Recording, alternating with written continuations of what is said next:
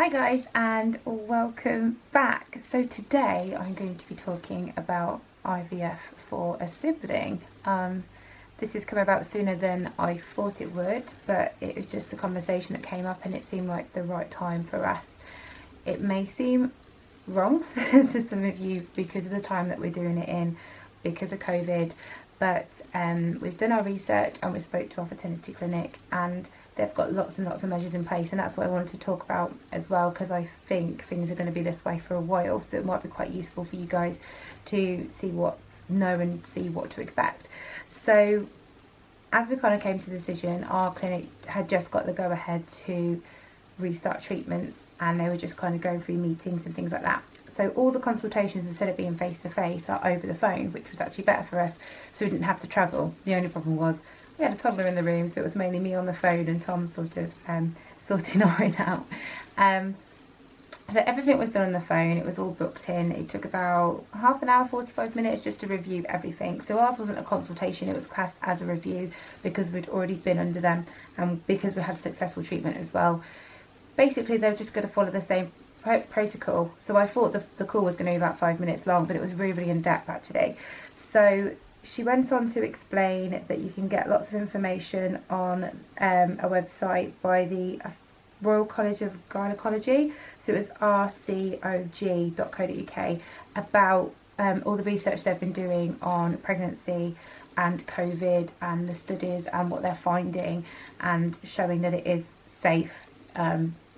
So yeah, if you want to kind of look up that, it will be to reassure you, it will be quite good to do. And she gave me some figures. For example, there was 400 odd, I can't remember the exact number, of pregnant women during the COVID time, and they called them up afterwards, and 5 of them had sadly passed away, and there was 1 stillborn, but the ratios to normal were to normal basically, so it wasn't anything different because of COVID. So that's something that you might want to look into for your own sort of research. And they kept going over that, saying, look, make sure it's right for you, this is what we're doing and these are the facts, and just kind of take it into consideration.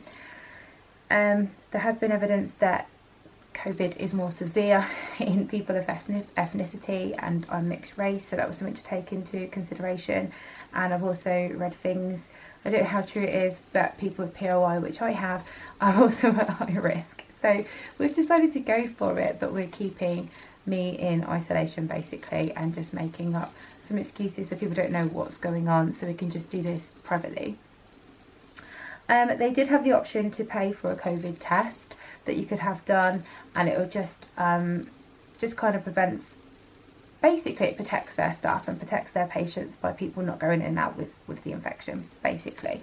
I won't talk too much about COVID because we all sort of have an idea of what's going on there, but I just want to talk about the kind of next steps if you've got frozen embryos left and what happened, and I just thought it was quite good to know. So from Oryn's batch, from Oryn, we had 3 embryos left, and they were expanded blasts like Oryn.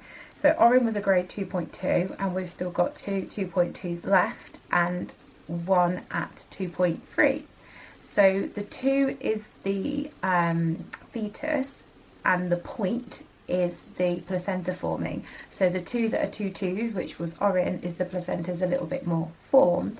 So that's what they are. They've recommended one being put back again, no more than 1, which we agreed with anyway. Oryn was a single embryo transfer, and that's what we're going to do.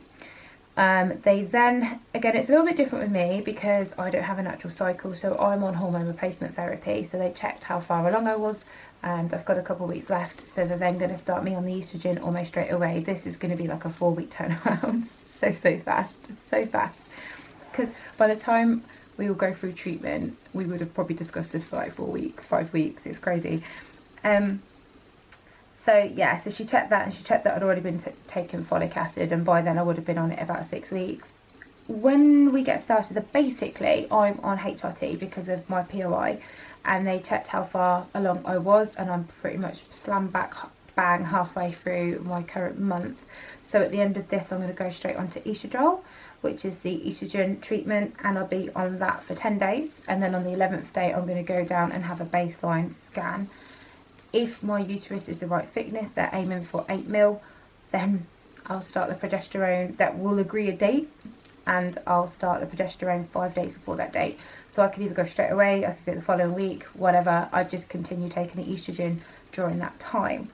Normally, they'd have me in for a scan now and blood test now, but they are minimising the amount of contact, and it's not particularly necessary because I would have had the high estrogen, and last time there wasn't a problem. Last time I went through from a uterus thickness of 2.8 to 9 in 8 weeks, so I don't think they're worried. What they're doing is they're ordering the drugs over the internet, over the phone, sorry. So I'll ring up, pay, and they'll have them delivered straight to me, again to minimise contact. What they've said is when those drugs are received, to make sure I ring the clinic, just double check that there's nothing has been updated and suddenly treatments can't go ahead.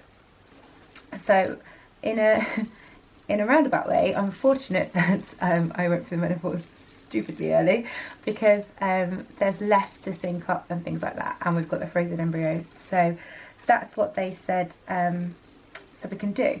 So then I asked a couple of questions. I asked about my C-section and said, is it going to have an impact on the implantation? And I've read things that on rare occasions that the embryo can implant into the C-section scar. She didn't actually mention that. She said that sometimes it makes it harder for the catheter to get in because of the scar tissue, but what they normally do is just use a firmer catheter. So she said for me to tell whoever's doing the transfer, because it's not always a doctor. Last time it wasn't a doctor, it was one of the nurses that did it, to tell them, just to let them know. And again, normally they would have done a dummy run, which I had last time, but they are minimising unnecessary contact, basically. She said in the 15 years of working there, they've only had 2 occasions where they've not been able to get it in, and they've had to refreeze the embryo. And I mean, they do hundreds of these treatments a year, so it can't eliminate my worries. I asked about the success rates as well. The general odds are 40 to 50%. Then they've said that frozen donor embryos last year, the success rates were 69%, but bear in mind the margin of people compared to own egg IVF is a lot less. So you might have 400 people going through own egg IVF versus 20 people going through donor egg IVF. So it is a high statistic, but there's a lot less people, basically. So that's something to bear in mind. But I was given 50-50 odds last time, and she said because I've had a successful pregnancy, she does put me at that. She says 40 to 50% to be kind of sure, but she reckons it'd be nearer 60. So that's pretty good. That's pretty good, but we'll see. Yeah, so that is pretty much what they said. They said that they give for forward embryos, there's a 90 to 95% chance of them surviving the thaw. It's quite high. They will basically get them out of the freezer to thaw in the morning, and then I'd have an afternoon transfer to give them 2 hours to plump up, basically. I think they kind of plump up after they've been frozen. I always find that really funny.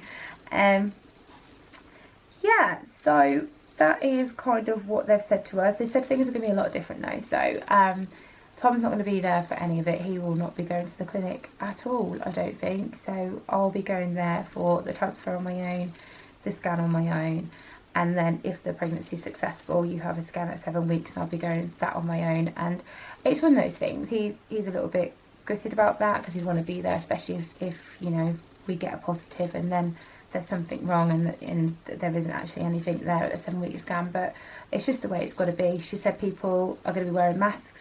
I'm going to have to wear a mask. It's going to be very, very different to how it was with Oryn. I mean, the room was full of people when we had the transfer for Oryn, and there was me and another couple. Us and another couple in the waiting room on transfer day. But basically, I will be staying in the car until the start time of my appointment, and then allowed in, and then not a minute sooner, basically. So that is that's what we've been told today. So I will do some follow-up videos along the way like I did, and yeah, I will keep you all posted. Take care. Any questions, pop them below, and I'll see you in the next one. Thanks, bye.